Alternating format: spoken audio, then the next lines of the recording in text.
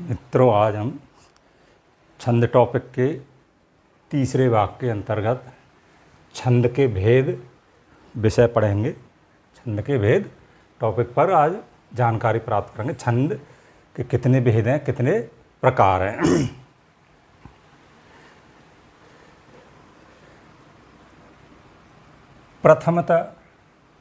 प्रथमतः ऐतिहासिक दृष्टि से छंद को दो भागों में बांटा गया है।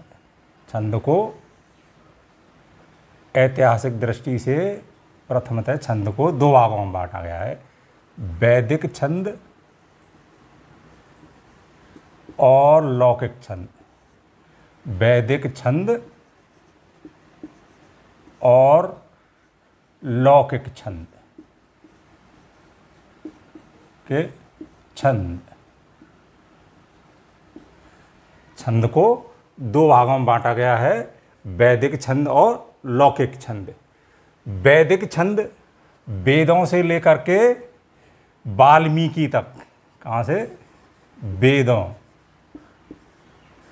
वेदों से लेकर के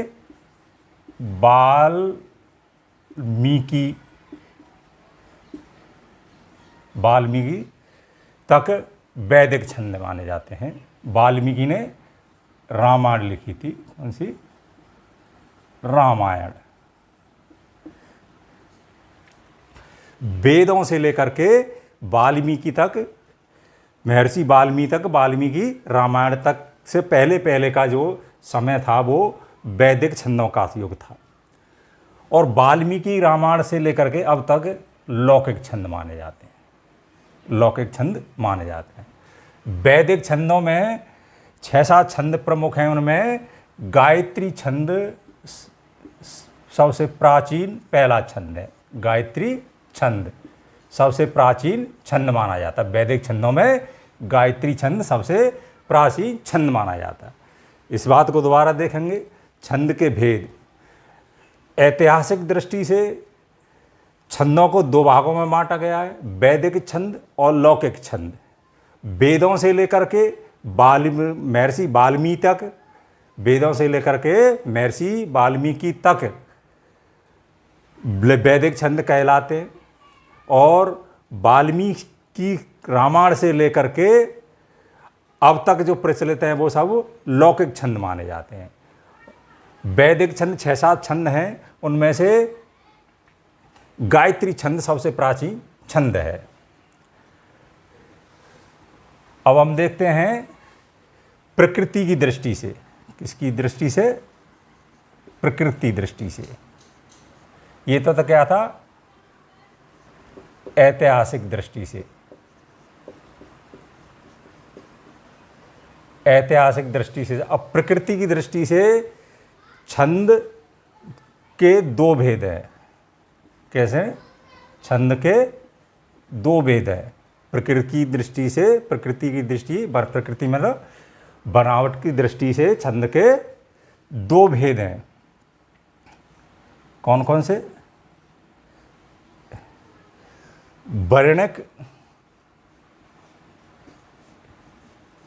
वर्णिक छंद और मात्रिक छंद। वर्णिक छंद और मात्रिक छंद। वर्णिक छंदों की गणना वर्णों पर आधारित होती है। वर्णिक छंद वे कहलाते हैं जो वर्णों की निश्चित संख्या पर आधारित हों। मात्रिक छंद मात्राओं पर आधारित हैं। मात्रिक छंद वे कहलाते हैं जो मात्राओं की निश्चित या नियत संख्या पर निर्धारित हों। अब हम देखते हैं ऐतिहासिक दृष्टि से छंद के दो भेद, वैदिक छंद, लौकिक छंद। और ये बाद में लौकिक छंद ही चल रहे हैं। लौकिक छंद को ही हम प्रकृति की दृष्टि से दो भागों में बांटते हैं। इसके दो वेग हैं, वर्णिक छंद और मात्रिक। वर्णिक में जो वर्णों पर आधारित है, मात्रिक जो मात्राओं पर आधारित हैं। अब हम आगे देखते हैं पाद रचना के आधार पर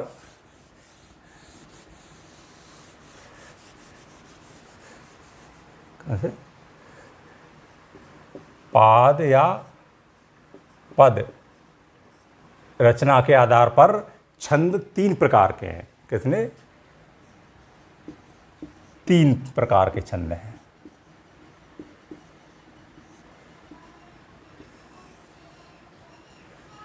पाद या पद रचना के आधार पर छंद 3 प्रकार के हैं। 3 कौन कौन से? पहला है सम छंद,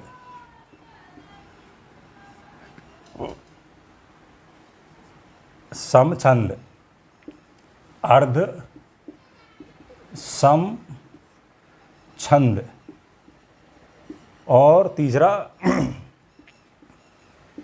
विषम छंद। पाद या पद रचना, पाद मतलब पंक्ति, जो चरण या पंक्ति होती है कविता में, उसके आधार पर छंद 3 प्रकार के हैं। सम छंद, अर्ध सम छंद, विषम छंद। सम का अर्थ है मतलब समान, समान। समान का मतलब है इस छंद के चारों चरणों या पादों या पंक्ति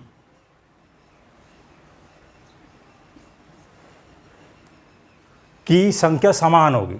सम छंद के चारों चरणों या पादों में जो लक्षण होंगे छंद के वो समान होंगे। यानी जो जितने भी लक्षण होंगे, चाहे मात्रा के आधार पर हो या वर्णों के आधार पर, वो समान होंगे। चारों चरण एक समान होंगे। अर्ध सम में, अर्ध माने आधे, आधे समान और आधे असमान। इसमें होंगे पहले और तीसरे, दूसरे और चौथे। पहले और तीसरे, दूसरे और चौथे चरणों के लक्षण समान होंगे। पहले चरण और तीसरे चरण के एक समान होंगे, दूसरे और चौथे चरण के एक समान होंगे, इसलिए इनको अर्ध सम कहा गया, आधे सम। अब विषम, विषम इसके सम के बिल्कुल विपरीत है। कैसा है? विपरीत। इसमें जो छंद के लक्षण होंगे प्रत्येक चरण के, वो सबके समान नहीं होंगे, अलग अलग होंगे। विषम होंगे, अलग अलग होंगे। विषम का मतलब ये है। तो छंद 3 प्रकार के, पाद या चरण, पद के आधार पर सम छंद, अर्ध सम छंद, विषम छंद। सम माने समान, जिसके चारों चरणों या जितनी भी पंक्ति होंगी कविता की, उसके सबके समान होंगे, लक्षण समान होंगे। अर्ध सम में आधे समान होंगे। आधे का मतलब पहले और तीसरे चरण का लक्षण होंगे वो समान होंगे, दूसरे और चौथे चरण के जो लक्षण होंगे वो एक समान होंगे। विषम में बिल्कुल विपरीत, अलग अलग होंगे। अब हम आगे देखते हैं।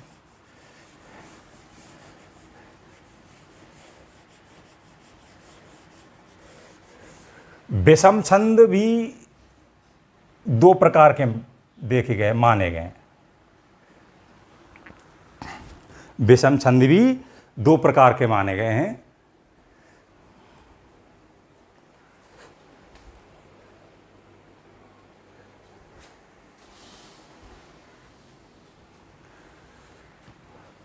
पहला विषम छंद के 2 प्रकार हैं। पहला मिश्रित छंद और दूसरा मुक्त छंद। मिश्रित का अर्थ है मिला हुआ। कैसे? मिला हुआ।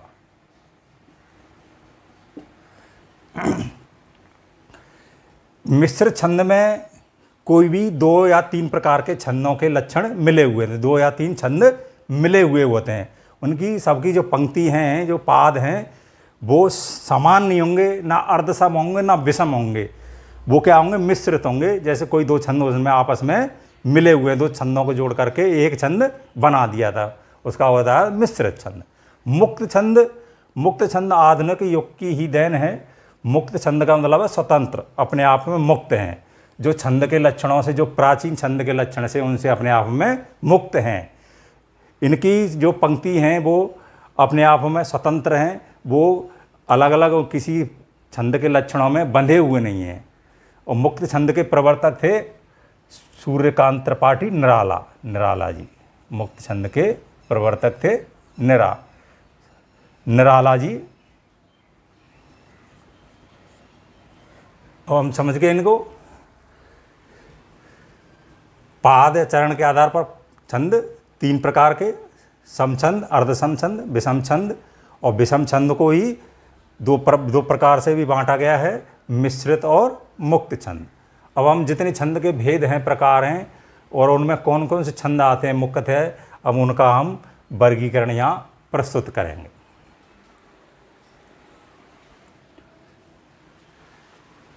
देखिए अब इनका वर्णन देखिए, किस छंद में किस प्रकार में कौन कौन से छंद आते हैं।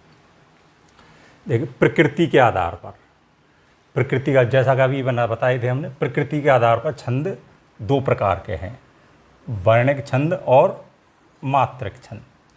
वर्णिक छंद को वृत्त भी कहा जाता है, वृत्त भी कहा जाता है। वर्णिक छंदों में वर्णों की निश्चित संख्या होती है, अर्थात वर्णिक छंद वर्णों की निश्चित संख्या पर निर्धारित होते हैं। वर्णिक छंदों में वंशस्थ, द्रुत विलंबित, बसंतलिका, मंदाक्रांता, शिखरणी, मालिनी, सवैया, कवित्त आदि छंद आते हैं। कुछ छंद तो इसमें संस्कृत से परंपरा से हिंदी को प्राप्त हुए हैं, और जैसे सवैया है, कवित्त, ये हिंदी के अपने छंद हैं। दूसरा प्रकार है, भेद है मात्रिक छंद। मात्रिक छंद का दूसरा नाम है जाति, इनको जाति भी कहा जाता है मात्रिक छंद को। मात्रिक छंदों मात्राओं की नियत संख्या पर, मात्रिक छंद मात्राओं की नियत संख्या पर आधारित होते हैं या निर्धारित होते हैं। मात्रिक छंदों में गणना गीत का, हरिगीत का, चौपाई, दोहा, रोला, उल्लाला, बरवई, सोरठा, कुंडलियाँ, छप्पे आदि प्रमुख छंद आते हैं। मात्रिक छंदों में इन छंदों की गणना होती है। जो मात्रिक छंद हैं वो ज़्यादातर हिंदी में प्रचलित हैं। गीत का, हरगीत का आदि वो संस्कृत से ही आए हैं। अब हम आगे देखते हैं।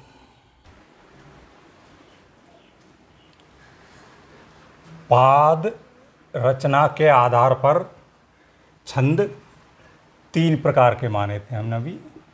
कितने? 3 प्रकार। 3 प्रकार कौन से हैं? सम छंद, अर्धसम छंद और विषम छंद। सम छंद में सभी पदों में समान लक्षण होते हैं। सम छंद के सभी पदों में समान लक्षण होते हैं। द्रुत विलंबित, वंशस्थ, शिखरणी, मालिनी, बसंतलिका, रोला, उल्लाला, चौपाई, गीतिका, हरगीतिका आदि प्रमुख समछंद हैं। समछंद में सभी पदों में समान लक्षण गठित होते हैं, और ये 6-7 प्रमुख छंद हैं। अर्धसम छंद। अर्धसम में जैसा भी बताया, प्रथम और तृतीय पाद या चरण, प्रथम या तृतीय चरण, द्वितीय और चतुर्थ चरण के समान लक्षण होते, एक समान लक्षण होते। प्रथम और तृतीय, द्वितीय और चतुर्थ पद के एक समान लक्षण होते हैं।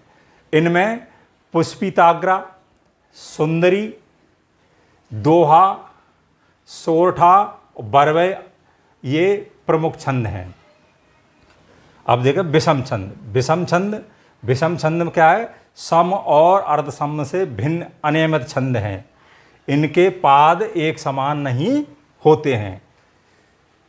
इनमें मिश्रित छंद और मुक्त छंद आते हैं। मिश्रित छंद विशेष रूप से विषम छंद हैं। आपीड़, गाथा, छप्पय, कुंडलियाँ आदि विषम छंद हैं। अब हम देखते हैं मुक्त छंद क्या है। मुक्त छंद का आविर्भाव आधुनिक काल में हुआ था और इसके प्रवर्तक थे निराला जी। अब निराला जी की क्या अवधारणा थी मुक्त छंद के बारे में, और निराला जी ने कितना संघर्ष किया था मुक्त छंद चलाने में, हम उसके बारे में कुछ जानकारी अब देंगे। अब हम देखते हैं मुक्त छंद। मुक्त छंद का क्या तात्पर्य है। मुक्त छंद का तात्पर्य है छंद के नियमों से मुक्त ऐसी रचना जिसमें पंक्तियों की लंबाई निश्चित नहीं होती। छंद के नियमों से मुक्त ऐसी रचना जिसमें पंक्तियों की लंबाई निश्चित नहीं होती है। मुक्त छंद का उद्भव आधुनिक काल में हुआ, आधुनिक काल में भी छायावाद में। इस मुक्त छंद के प्रवर्तक थे कौन? सूर्यकांत त्रिपाठी निराला। मुक्त छंद के प्रवर्तक थे सूर्यकांत त्रिपाठी निराला।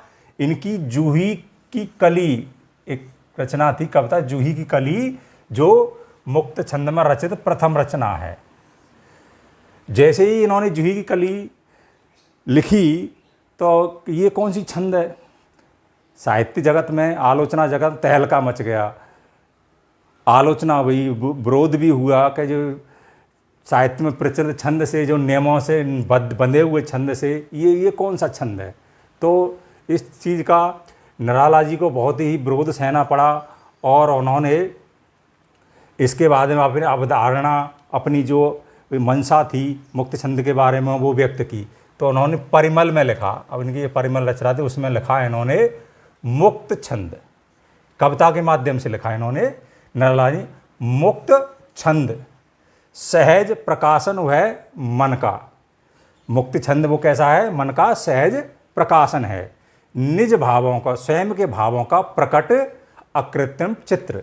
इसमें कोई प्रकट, जो प्रकट हुआ है, जो निज खुद के भावों का, वो कोई कृत्रिम बनावटी चित्र नहीं है।